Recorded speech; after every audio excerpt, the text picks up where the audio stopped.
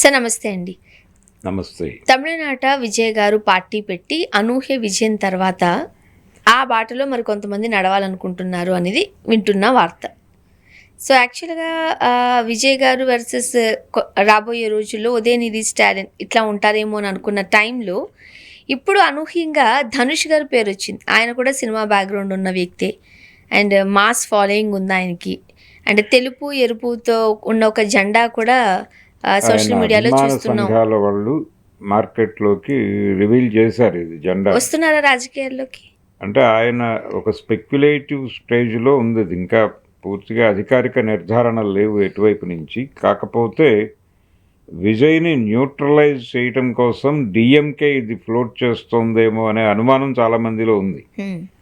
అందులో భాగంగానే అంటే ఆయన ఈ మధ్యకాలంలో స్టాలిన్ని కలిశాడు ధనుష్.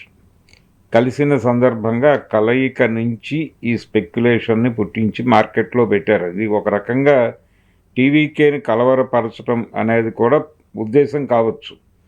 అంటే దీన్ని సర్క్యులేట్ చేస్తున్న మీడియా కొంత డిఎంకే అనుకూల మీడియాలో ఎక్కువ ప్రచారం జరుగుతోంది దీనికి.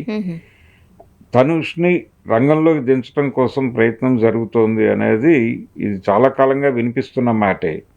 విజయ్ ఎప్పుడైతే అన్కంట్రోలబుల్ మనకి దొరకడు అనేది అర్థమైందో ఆ క్షణం నుంచి వాళ్ళు ఆల్టర్నేటివ్ ప్లాన్ ఆలోచిస్తున్నారు. అంటే ఇతన్ని డిఎంకేలోకో మరో పార్టీలోకి తీసుకుంటే దానికి వలన వచ్చే ప్రయోజనం కన్నా కూడా ఒక ప్రాంతీయ పార్టీగా ఫ్లోట్ చేయగలిగితే డెఫినెట్గా అతను కొంత ఓట్ బ్యాంకుని చీల్చగలుగుతాడు. ఈ చీల్చగలగటం అనేది ఏ మేరకు డిఎంకేకి ఉపయోగపడుతుంది అనేది చూడాలి. డిఎంకేకి ఉపయోగపడుతుందా లేకపోతే తిరిగి టీవీకేకి వెళ్ళిపోయే అవకాశం కూడా ఉంది ప్రస్తుతం. అంటే డిఎంకే తను మాత్రమే నిలబడాలి, తను పోటీ అనేది ద్విముఖంగా మార్చాలని వాళ్ళ ఉద్దేశం. ఈ ద్విముఖ పోటీగా మార్చాలి అనేది ఇప్పుడు ధనుష్ ఎంట్రీతో ఇబ్బంది అవుతుంది. అది మళ్ళీ ట్రయాంగిల్ ఫైట్ అవుతుంది, త్రికోణ పోటీ అవుతుంది. ఆ ట్రయాంగిల్ ఫైట్ని అవాయిడ్ చేయడం కోసమే వాళ్ళు ఏడీఎంకేని చంపేసే ప్రయత్నం చేశారు. నేరుగా స్టాలిన్ చెప్పిన మాట ఇది. కాబట్టి ఇప్పుడు వాళ్ళు ఏదో కొత్త పార్టీని ఎమర్జీ చేస్తారు అంటే విజయ్కి ఏ మేరకు రూట్స్ ఏర్పడితే అప్పుడు అవసరం అవుతుంది ఇంకో పార్టీ జనాల్ని కన్ఫ్యూజ్ చేయటానికి. అంతే తప్ప ప్రస్తుతం అంత పరిస్థితి అయితే లేదు తమిళనాడులో. కాకపోతే ధనుష్ని వీళ్ళు ఏదో పద్ధతిలో కంట్రోల్లోకి తీసుకుని క్యాంపెయినర్గా వాడుకోవచ్చు. యాక్చువల్గా మనకి రాజకీయాలలో ఎన్నికలు అయిపోయి ఫలితాలు వచ్చిన తర్వాత కొన్ని రోజులు అందరూ సైలెంట్గా ఉంటారు, ఏం జరుగుతుందని నిశ్చితంగా గమనిస్తూ ఉంటారు, హనీమూన్ పీరియడ్ అంటూ ఉంటారు. బట్ తమిళనాట రాజకీయాలు మాత్రం అలా కనిపించడం లేదు. ఇప్పుడే కొత్త పార్టీ గురించి ఏదో ఇప్పుడే ఎలక్షన్స్ ఉన్నట్టుగా జరుగుతున్నాయి అక్కడ రాజకీయాలు. ఆల్రెడీ ఆయన చెప్పాడు 6 నెలల వరకు ఎవరు మాట్లాడొద్దు, రాజకీయ ప్రస్తావనలు చేయొద్దు, ప్రభుత్వం ఏం చేస్తుందో అది చేసుకొనివ్వండి, 6 నెలల తర్వాత మనం రివ్యూ మాట్లాడదామని చెప్పి స్టాలిన్ గారు రిజల్ట్స్ వచ్చిన మరో రోజే చెప్పాడు. కానీ నెమ్మదిగా వాళ్ళు అంటే ఆయన చెప్తున్నటువంటి పరిస్థితిని కింద క్యాడర్ అర్థం చేసుకోవట్లేదు. కింది క్యాడర్ అంటే ఇన్ ది సెన్స్ వాళ్ళ అబ్బాయి క్యారీ చేయట్లేదు. చాలా స్పష్టంగా అతను అసెంబ్లీ వేదికగా సీఎం విజయ్ మీద దాడి చేస్తూనే ఉన్నాడు. పర్సనల్ అటాకింగ్ డెఫినెట్గా వెళ్తున్నాడు ఆయన. అంటే ఈ వెళ్ళటంలో భాగంగానే రకరకాల స్పెక్యులేషన్స్ కూడా మార్కెట్లోకి పంప్ చేస్తున్నారు. అలా సర్క్యులేట్ అవుతున్నటువంటి ఒక స్పెక్యులేషన్ ధనుష్ పార్టీ. ఈ అభిమాన సంఘాలు ఒక జెండాని ఎగరేయటము, ఆయన ఖద్దర్ వస్త్రాలలో అలా నమస్కారం పెడుతున్నటువంటి ఫోటోను ఒక దాన్ని యాడ్ చేసి మార్కెట్లో పెట్టేస్తే దీని ద్వారా జరిగే ప్రయోజనం జరుగుతూ ఉంటుంది. రేపు పొద్దున అతను పార్టీ పెట్టినా దాన్ని తీసుకొచ్చి వీళ్ళ కంట్రోల్లో పెట్టచ్చు. అంటే ఆయన ప్రత్యేకంగా పోటీ చేస్తే ఇబ్బంది, అతను ఓట్లు చీలుస్తాడు అనేటువంటి భయం అప్పుడు ఉంటుంది. లేదు కూటమిలోకి వచ్చేస్తే ఇబ్బంది లేదు. ఆయన ప్రత్యేకంగా పార్టీ పెట్టుకుని దాన్ని తీసుకొచ్చి డిఎంకే కూటమిలో పెట్టేసి డిఎంకేకి ఉపయోగపడే పద్ధతిలో క్యాంపెయినర్గా మారే అవకాశం ఉంది ధనుష్. అలా వాడాలని ఏమైనా అనుకుంటున్నారా?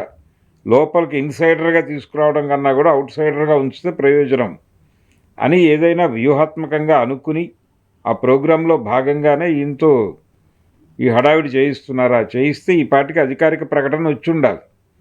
కానీ ముందు పబ్లిక్ మూడ్ తెలుసుకోవడం కోసం ఒక చిన్న స్పెక్యులేషన్ పంపిస్తున్నారు. దీని నుంచి ప్రపంచం ఎలా స్పందిస్తుందో స్కేల్ చేసుకుని నెమ్మదిగా ఒక అధికారిక ప్రకటన చేయిస్తారు ఇప్పుడు. ఈ ఆలోచనలు అంటే స్టాలిన్ గారు ప్రమేయం లేకపోయినా కానీ ఉదయనిధి స్టాలిన్ బ్రెయిన్ నుంచి ఈ కార్యక్రమం నడుస్తున్నట్టుగా కనిపిస్తోంది. చూడాలి ఎంతవరకు సక్సెస్ఫుల్గా తీసుకెళ్తారు అని. కానీ ప్రస్తుతానికి ధనుష్ గారు చేతి నిండా సినిమాలతో చాలా బిజీగా ఉన్నారు. అంటే సినిమాలు ఉన్నప్పటికీ సినిమాలే ఆయన అడుగులు ఎక్కడ రాజకీయాల వైపు పడుతున్నట్లుగా చూడట్లేదు సార్ మనం. అంటే ఎక్కడో చోట మనకు అందుతుంది కదా. ప్రేరేపించవచ్చు. ఆయన స్టాలిన్ని కలిశాడు, ఆయన ఏదో మాట్లాడాడు, ఆ మాట్లాడిన దానిలో ఇది కూడా ప్రస్తావనకు వచ్చింది అని అంటున్నారు. నిజమో కాదో చెప్పాల్సింది వాళ్ళిద్దరే. చెప్తే స్టాలిన్ చెప్పాలి, లేదంటే కనుక ధనుష్ చెప్పాలి. ఇది కొంచెం ముదిరితే ధనుష్ ఎలాగూ బయటకు వచ్చి మాట్లాడతాడు, అనవసరమైన రాద్ధాంతాలు చేయొద్దు అని. లేదు నిజమే నేను పార్టీ పెట్టబోతున్నటువంటి మాట వాస్తవమనే చెప్పాలి ఆయన. అంటే ఇప్పుడు ఈ వ్యాఖ్యలు చేయడానికి ఇది రైట్ టైం కాకపోయి ఉండొచ్చేమో కదా సార్. కాస్త ఎలక్షన్స్ దగ్గర పడే టైంలోకి వస్తారు. అభిమానులు ఆల్రెడీ మార్కెట్లోకి జెండా రివీల్ చేసేసిన తర్వాత ఇప్పుడు మాట్లాడకపోవడం తప్పు అవుతుంది. ఓకే, కనీసం అభిమానులకైనా ఏదైనా ఇండికేషన్ ఇచ్చి మాట్లాడించడం మొదలు పెట్టాలి, లేకపోతే కష్టం అవుతుంది. అభిమానుల్ని తన కంట్రోల్లో ఉన్నారా లేదా, చాలా పెద్ద ఫ్యాన్ ఇవి ఉన్నాయి ఆయనకి. ఈ అభిమాన సంఘాల కథ చాలా పెద్దదే ఉంది ఆయనకి. కనుక వాళ్ళందరినీ ఆర్గనైజ్ చేయటం అనేది అవసరం. దానికి ఒక టైం బౌండ్ పెట్టుకుని ఈ టైంలోపు మనం ఈ పని కంప్లీట్ చేయాలి అన్న ధోరణిలో పెడితే తప్ప పని అవ్వదు పొలిటికల్గా. సినిమాలు ఉండటం వేరు. చాలామంది రాజకీయాల్లోకి వచ్చిన నటులకి నటీమణులకి కూడా సినిమాలు ఉంటాయి చేతిలో. ఆ టైంలో యాక్ట్ చేయరు అంతే.